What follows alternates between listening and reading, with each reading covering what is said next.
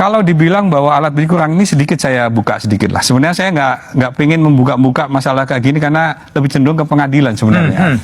Ini contohnya. Ini adalah foto Peggy tahun 2016. Oke. Ini yang diambil penyidik ketika penggerbekan di sana, difoto dan ditunjukkan sama pelaku, dan di BAP di dalam BAP itu menyebutkan bahwa ya ini Pak, ini Peggy Pak, ini pelakunya. Ini sebagai contoh bahwa penyidik tidak asal-asalan untuk menetapkan siapa yang akan menjadi tersangka. Oke. Dan prosesnya sangat panjang. Dari mulai siapa sih yang punya nama Peggy di dalam browsing ataupun dalam hasil penyelidikan Polri. Ada 17 atau 19 nama. Satu persatu dikupas, satu persatu didalamin, satu persatu dijadikan alat bukti. Sampai akhirnya ketemulah ini di satu tempat di Kabupaten Bandung, di mana, mohon maaf Bu, bapaknya Peggy itu memperkenalkan Peggy di tempat kosnya dia bukan sebagai Peggy, tapi sebagai Robi, yang dibilang adalah keponakan dia. BAP juga udah kita ambil. Tanda kutip, tanda tanya. Kalau emang itu anaknya, kalau emang itu tidak ada masalah, kenapa harus pakai nama yang lain? Sekarang baru dibilang itu anak saya tidak bersalah. Boleh. Tapi yang jelas bahwa penyidik akan berhati-hati dan penyidik sangat concern untuk masalah hal ini.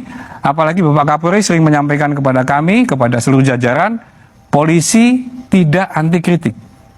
Polisi sangat transparan dan terbuka untuk informasi apapun. Sebagai bukti bahwa dalam rangka kasus Peggy ini pun polisi membuka hotline Masyarakat ya? kepada masyarakat. Alhamdulillah sudah ada 180 lebih. Ada masukan, ada saran, ada banyak hal yang bisa kita dalamin untuk bisa kita ungkap bagaimana kasus ini yang sebenarnya supaya terang benderang, bukan berdasarkan opini. Bukan berdasarkan persepsi, tapi alat buktilah nanti yang akan melihat. Jikalau pernyataan ini benar, sesulit itukah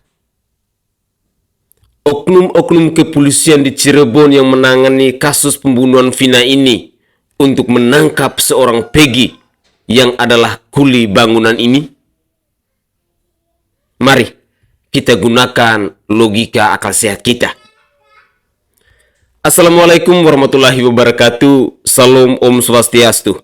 Namo Buddhaya, salam kebajikan, dan salam sejahtera untuk kita semua. Menarik ketika kita mendengar pernyataan dari Pak Sandi yang barusan kita simak bersama-sama. Pertama, beliau mengatakan bahwa yang menjadi barang bukti adalah foto penangkapan pada tahun 2016. Yang menjadi pertanyaan saya, Pak, saat aksi penggerebekan untuk menangkap si Peggy ini, itu cewek kedua digandeng sama siapa itu? Apa iya di saat penangkapan si Peggy lagi di depan kamera untuk foto seperti itu? Jangan menjadikan sesuatu seperti lelucon. Lalu yang kedua, Pak, saya ini adalah rakyat jelata yang tidak punya jabatan, yang tidak punya kuasa, dan tidak punya kepentingan. Yang saya bicarakan di sini adalah murni meminta yang namanya keadilan, meminta yang namanya kebenaran dalam menegakkan hukum di bangsa ini. Apakah sesulit itu? Jikalau benar bahwa Peggy si kuli bangunan ini adalah pelakunya dalam kasus pembunuhan Vina di Cirebon, hingga polisi harus membutuhkan waktu 8 tahun untuk menangkap pelaku ini. Sekali lagi, mari kita menggunakan logika akal sehat kita. Seorang kuli bangunan bukan anak dari seorang pejabat, bukan seorang miliarder, bukan orang yang punya harta. Dia hanyalah seorang kuli bangunan. Jangan sampai dunia tertawa dengan kualitas kinerja dari oknum-oknum kepolisian yang menangani kasus pembunuhan Vina ini. Sebenarnya pernyataan Bapak membuat kami merasa lucu. Membuat kami jadinya mengetahui bahwa ternyata kualitas penegakan hukum dari oknum-oknum kepolisian di Cirebon ini seperti ini. Percuma dong. Rakyat membayar 8 tahun lamanya hanya untuk menangkap seorang kuli bangunan itu. Benar nggak bahwa Peggy yang kuli bangunan ini adalah orangnya? Jangan sampai lagi dan lagi ini adalah pembangunan opini untuk membodohi rakyat Indonesia, untuk membodohi rakyat Cirebon.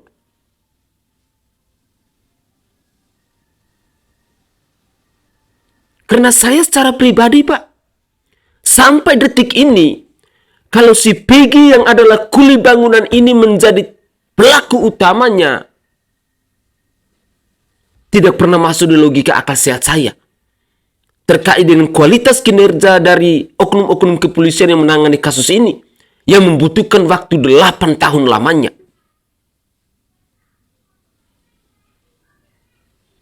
Sekali lagi, mari kita menggunakan logika akal sehat kita. Yang lainnya, kadang-kadang pertanyaan-pertanyaan yang ditujukan ke aparat kepolisian akhirnya justru menjadi mempersulit proses penyidikan, ya. Kalau semua dipaparkan, dijelaskan di tempat umum, akhirnya menyulitkan penyidik.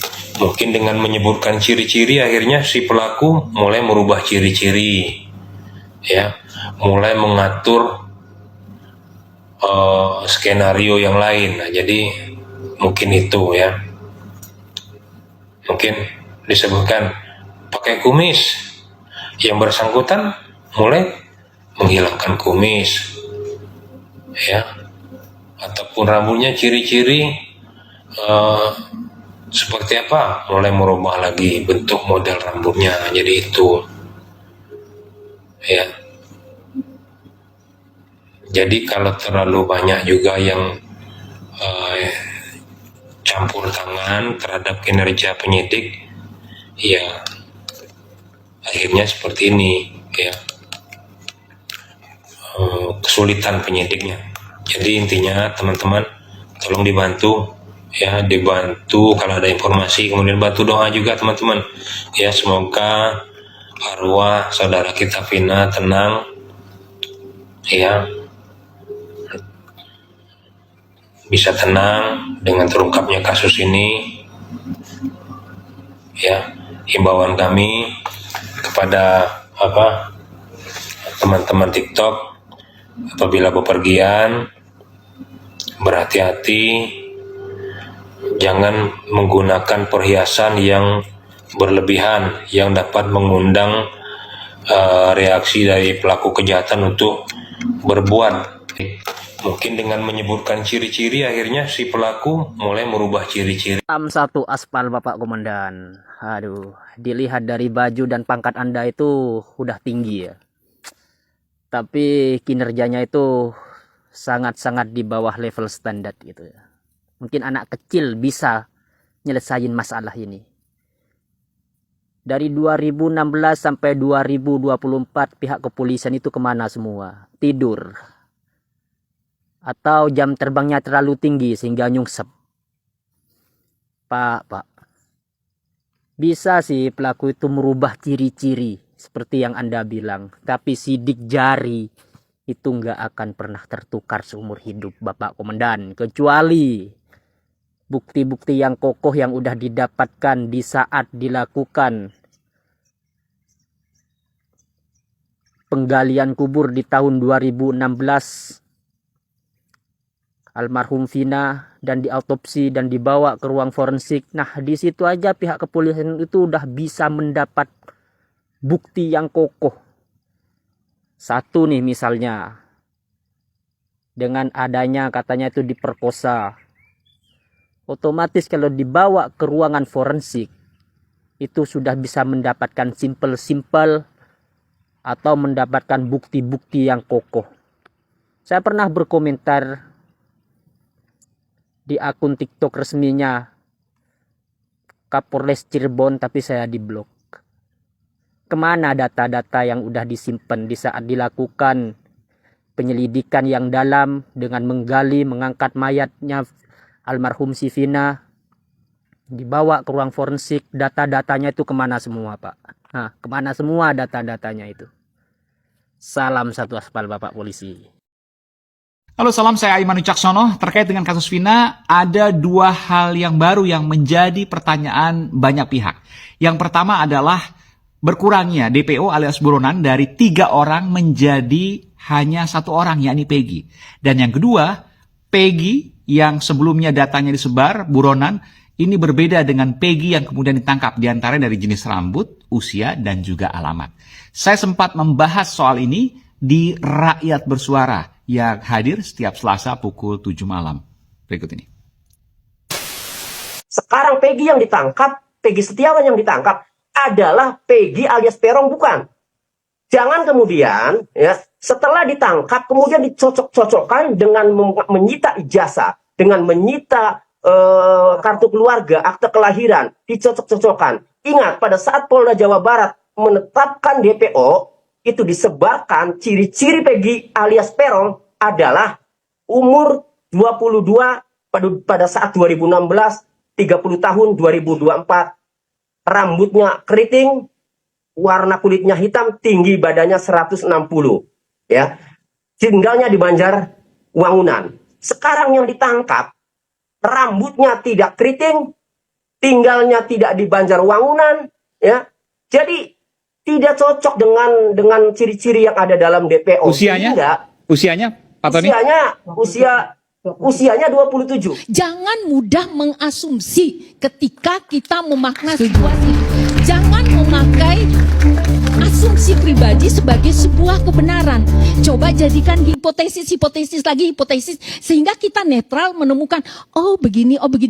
Yang selama ini kan kita seolah-olah kebenaran ada pada pendapat saya pribadi gitu. Saya pun sendiri, apakah saya meyakini walaupun saya bagian dari teman-teman saya?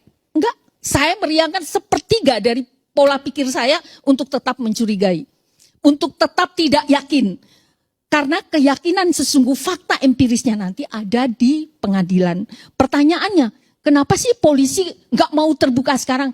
Polisi tidak berkewajiban untuk menjelaskan itu di saat ini. Karena sebenarnya proses penyidikan itu adalah sesuatu yang rahasia sifatnya. Itu akan bisa dibuka, apalagi ini kasus ada semiseksualnya. Ada hak-hak anak yang harus dilindungi. Ada hak-hak publik, kehormatan publik. Jangan sampai kejahatan ini menginspirasi hal-hal lain. Saudaraku sebangsa dan setanah air, sedikit saya menanggapi yang pertama terkait dengan live-nya oknum kepolisian tadi ya, yang namanya Pak Ferry tadi. Saya mau katakan bahwa sebenarnya netizen Indonesia tidak mau ikut campur dengan urusan penyidik dalam kasus pembunuhan Vina ini. Sekali lagi, netizen Indonesia sebenarnya tidak mau ikut campur dengan urusan penyidik ini. Tetapi netizen bersuara, netizen kecewa, netizen meluapkan amarahnya karena netizen melihat bahwa persoalan dalam kasus Vina ini adalah sesuatu yang penuh dengan rekayasa, yang penuh dengan sandiwara, yang penuh dengan kemunafikan, yang penuh dengan manipulasi data. Itulah kenapa netizen Indonesia ini mereka ikut campur, mencari tahu berbagai macam informasi, melakukan penelusuran-penelusuran seperti yang dilakukan oleh Kang Deddy Mulyadi. Membongkar hal-hal yang mengarah pada kebenaran seperti yang dilakukan oleh Mbak Widya. Karena netizen merasa geram. Dari 2016 sampai tahun 2024. Oknum-oknum kepolisian di Cirebon ini ngapain saja? Dan dari 2016 sampai sebelum film Vina sebelum 7 hari itu, saya rasa netizen tidak berkuar-kuar. Netizen tidak marah-marah. Itu yang perlu dicamkan. Netizen berkuar-kuar. Netizen mulai merasa geram. Netizen mulai hilang respect dengan oknum-oknum kepolisian di Cirebon ini. Semenjak netizen mengetahui polisi baru bekerja kembali di tahun 2024 setelah film Vina sebelum 7 hari itu viral di media sosial. Kalau tidak ada film Vina, saya sangat yakin bahwa urusan ini mungkin sudah beres. Tidak ada persoalan lagi.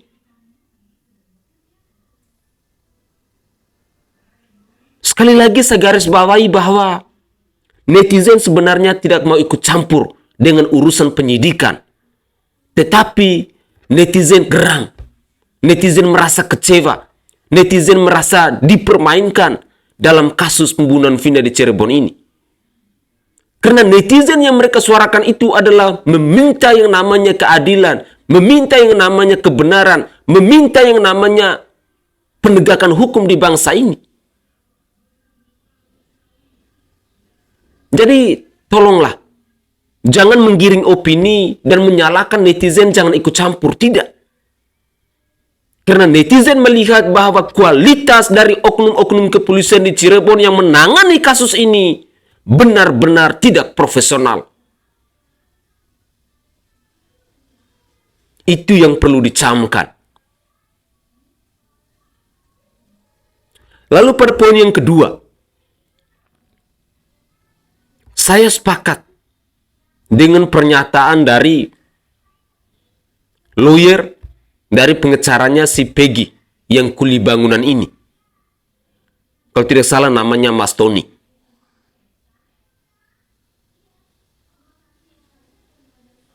Karena menurut saya secara pribadi, kalau benar si Peggy yang kuli bangunan ini adalah pelakunya, saya sangat yakin dan percaya. Kalau kepolisian punya niat mau bekerja, mungkin dalam waktu 1-2 minggu, Peggy yang kuli bangunan ini sudah tertangkap. Itu kalau polisi mau bekerja. Tetapi yang menjadi kecurigaan besar, karena sudah 8 tahun lamanya, si Peggy yang kuli bangunan ini baru ditangkap.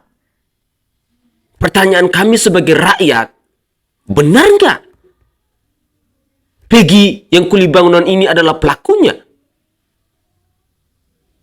Sehingga tidak heran ada opini, ada narasi yang berseliweran di media sosial bahwa Peggy yang kuli bangunan ini bukan pelakunya. Sehingga ada cerita salah tangkap.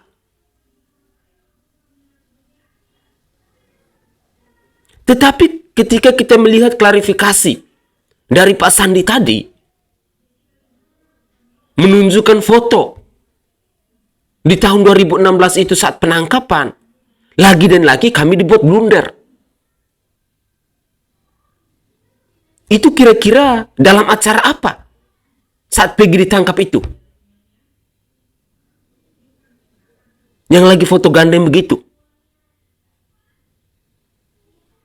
Karena logika akal sehat saya belum terima.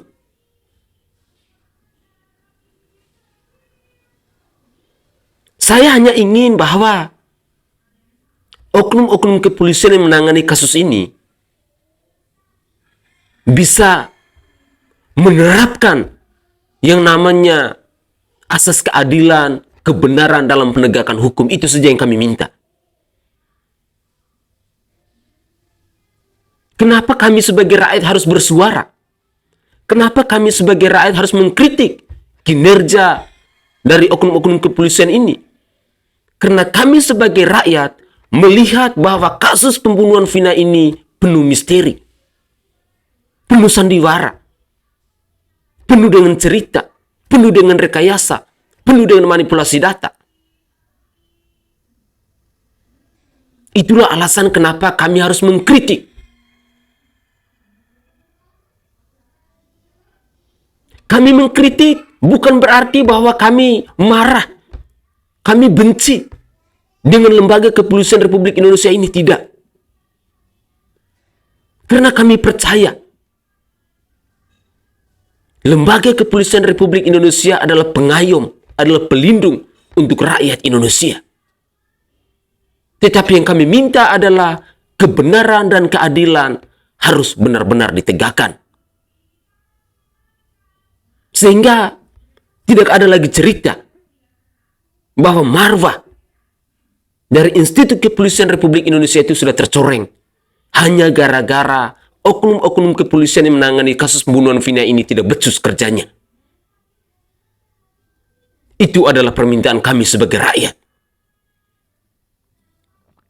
Sekali lagi, kami sebagai rakyat mengkritik karena kami sayang dengan lembaga kepolisian Republik Indonesia.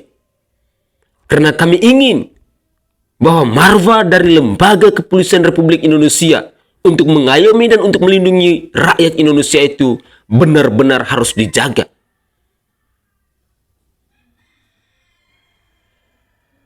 Mari kita lanjutkan lagi. Tersangka yang terlibat kasus tersebut, ada 7 orang itu juga mengajukan gerasi kepada Presiden. Sudah mengajukan gerasi. Sudah mengajukan gerasi kepada Presiden. Oke. Pada tanggal 24 Juni 1999. Di mana salah satu syaratnya dia membuat pernyataan, 7-7-nya membuat pernyataan sendiri. Salah satunya menyatakan poinnya adalah dia mengakui kesalahannya dan merasa menyesal atas perbuatan tersebut karena merugikan pihak keluarga korban maupun keluarganya sendiri. Itu bagian yang utuh dan gerasinya ditolak. Dan sebagai informasi tambahan bahwa besok pagi insya Allah kasus Peggy dilimpahkan kejaksaan. Peggy dilimpahkan kejaksaan. Iya. Berarti pra-peradilan bisa gugur ya? Oh, bukan masalah gugurnya. Itu bagian dari dinamika prosedur yang hukum. dilalui. Iya. Tetapi kerja keras penyidik itu telah bisa menyimpulkan bahwa kasus tersangka Peggy besok pagi dilimpahkan kejaksaan. Tadi saya ada. Hasil dari pengadilan di bawah pada waktu sidang pengadilan tersebut disampaikan oleh ditanyakan oleh hakim kepada salah satu saksi. Di mana saksi tersebut sempat didatangi oleh pengacara dan pengacara tersebut menawarkan sejumlah uang agar tidak menyampaikan informasi yang diketahuinya. Dan itu sempat ditanya sama hakim. Ada nggak di sini pengacaranya? Ditanya, yang itu. Nah, silakan dicek kembali. Kalau memang ini menjadi fakta hukum, kalau memang ini menjadi sesuatu hal yang memang akan ditindaklanjuti bersama, berarti ada upaya untuk mengaburkan juga. Untuk mengaburkan maupun untuk menghilangkan kesaksian yang lain. Ini adalah foto Peggy tahun 2016. Ini yang diambil penyidik ketika penggerbekan di sana, difoto dan ditunjukkan sama pelaku, dan di BAP di dalam BAP itu menyebutkan bahwa ya ini Pak, ini Peggy Pak, ini pelakunya. Bapak Jenderal Kapolri Listio Sigit, ya masyarakat udah pada tahu kalau ternyata memang benar dan 1000% benar kepolisian negara Republik Indonesia bukan punya negara, katanya punya oligarki, punya Tommy Winata. Polisi itu bukan pengayom masyarakat tapi pelindung mafia di NKRI, pelindung koruptor di NKRI. Banyak ya kalian berani menolak pledoi saya segala macam yang lagi marak segala macam untuk pengalihan isu carut marut di negeri ini mereka ciptakan. Intinya narkoba Cirebon, kasus Vina, intinya narkoba. Narkoba masuk dari pelabuhan Cirebon, memang ada korban. Pembunuhan Egy dan Vina. Itu pembunuhan dan sengaja dibunuh, pengalihan isu. Ya, pengalihan isu Cirebon. Kapal sabu-sabu, segala macam narkoba, satu kapal. Hotman 911, kuasa hukum keluarga Vina. Kami mendengar bahwa berkas perkara Peggy akan dilimpahkan oleh penyidik dalam waktu dekat ke pihak kejaksaan. Saran Hotman, tunda dulu. Tunda dulu. Kenapa? Karena isi BAP dari para saksi dalam kasus yang sekarang Peggy sebagai tersangka sangat diragukan kebenarannya dan saling bertentangan satu sama lain, juga saling bertentangan dengan BAP tahun 2016. Jadi saran saya agar Bapak Menko Polhukam, Bapak Kapolri, LPSK dan semua lembaga terkait agar 7 terpidana ini ditenangkan dulu, dikasih dulu kepercayaan, dibikin benar-benar yakin diri. Mereka ini kan hanya buruh bangunan, dikasih yakin diri agar mereka membuat BAP yang sebenar-benarnya. Ya, jadi sekali lagi tunda dulu pelimpahan berkas perkara ke kejaksaan, BAP ulang 7 terpidana ini. Setelah mereka dikasih rasa kepercayaan diri, mereka merasa dilindungi sehingga mereka akan jujur apa adanya. Karena BAP yang sekarang ini total bertentangan dengan BAP, bahkan bertentangan dengan putusan pengadilan yang sudah inkrah. Di mana kepastian hukum kalau begini? Ya, nanti akan ada 2 jenis putusan pengadilan yang saling berbeda. Sekali lagi, tunda pelimpahan perkara kejaksaan, BAP ulang 7 terpidana. Hotman, kuasa hukum keluarga Vina. Buat Hotman Paris dan si Putri yang lagi monyong-monyong itu ya, saya skip lagi video Anda, maaf, saya kritik ya. Anda pasangan yang paling klop. Kalau perlu kalian nikah siri ke atau jadi simpanan. Bolehlah Put, jadi simpanan Pak Hotman Paris kan kaya. Kamu selama ini kan gila harta. Saya lihat ini ya. Dan Pak Hotman Paris kan selalu suka main perempuan. Fakta ya Bang ya, jangan mungkir ya. Dan selalu menunjuk-nunjuk harta. Fakta loh Bang, jangan marah. Si monyong-monyong ini ya, memang ngomong fakta Bang. Ya, karena Abang sendiri yang memulai peperangan dengan netizen. Ya, sebaiknya kalian ini jadi pasangan klop, nikah aja. Nikah siri atau nikah simpanan atau gimana gitu loh. Enaknya buat kalian. Sebab buah yang jatuh, buah busuk gitu Bang ya, tidak akan pernah disogok pakai colokan, pasti akan jatuh sendiri. Daun yang kering akan berguguran sendiri, ya, tanpa angin yang meniupnya. Dan pohon yang kering-kering, pohon yang tua, secepatnya akan mati sendiri tanpa diracun. Nah, sifat sombong ini Bang ya, selalu akan jadi angkara murka. Yang mempunyai sifat ini bisa benci, bahkan bisa menjadi laknat, ya. Dan ingat lagi Bang, hukum karma selalu berjalan. Tak tahulah, mungkin karena uang itu nggak halal, uang itu nggak bersih, mungkin karena cuap-cuapan monyong-monyong Abang ini yang selalu menyinggung masyarakat, mungkin jadi hak hukum karma. Ingat Bang ya, doa seluruh rakyat Indonesia itu pasti ada 1-2 yang makbul, ya. Entah itu doa karma, entah itu doa baik, pasti akan terjadi. Ya, itu saja ya. Mending kalian ini saya jadikan ratu pasangan yang klop, sombong, ego, kemeletek, amer. Berita mengejutkan kasus Vina. 7 narapidana kasus Vina yang adalah kewenangan dari Lapas Cirebon, tapi katanya atas permintaan penyidik dipindahkan ke 3 lapas di Bandung, yaitu 1 di kelas 2 Lapas Bancoy, 1 lagi kelas 2 narkotika, 4 di kelas 1 rutan di Bandung. Kenapa mereka dipisah-pisah? Kenapa mereka dipisah-pisah? Mereka itu kan hanya orang-orang pendidikan rendah. Bahkan ada yang buruh bangunan. Kalau dipisah-pisah begini, mental mereka makin lemah, makin nggak berani, makin nggak berani menyatakan kebenaran. Kami mohon kepada Bapak Menteri Hukum dan HAM, kepada Bapak Kakanwil Lapas Jawa Barat, agar 7 narapidana ini dipindahkan ke Lapas Cirebon sebagai lembaga yang berwenang, agar sebuah pihak yang mau mendatangi dapat akses lebih cepat. Baik mungkin ada Komisi 3 DPR, LPSK dan sebagainya. Sekali lagi, pindahkan mereka ke tempat mereka seharusnya berada. Ya, kalau dipisah-pisah begini, ya ini sangat menguntungkan penyidik yang target utamanya hanya agar Peggy segera diadili. Dan kalau 7 orang ini tercerai-berai, mental mereka akan lemah, sehingga kemungkinan besar tidak bisa berbuat apa-apa, hanya mengutarakan di BAP belum tentu sesuai keinginan mereka. Ya, sekali lagi Bapak Menteri Hukum dan HAM perintahkan pindahkan mereka ke lembaga rutan Cirebon. Hotman Paris, kuasa keluarga Vina. Oke guys, itulah cuplikan-cuplikan video yang bisa saya persembahkan ke hadapan pemirsa sekalian terkait dengan perkembangan dari kasus pembunuhan Vina di Cirebon pada tahun 2016 silam itu. Cerita-cerita dari Bung Hotman Paris Hutapea yang meminta agar proses kelanjutan dari sidang ini bisa ditunda. Artinya di sini menimbulkan sebuah pertanyaan untuk kita semua bahwa ada yang tidak beres dengan kasus pembunuhan Vina ini. Seorang Bung Hotman Paris Hutapea saja masih merasa ragu dengan penetapan tersangka Peggy yang adalah kuli bangunan ini.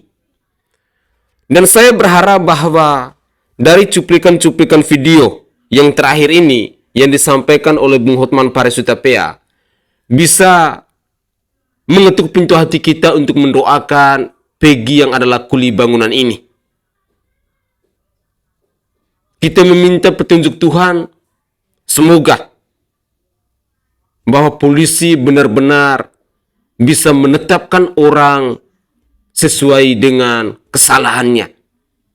Jangan sampai nanti ada cerita salah tangkap. Jangan sampai nanti ada cerita bahwa Peggy yang pelaku utamanya itu bukan Peggy yang kuli bangunan ini.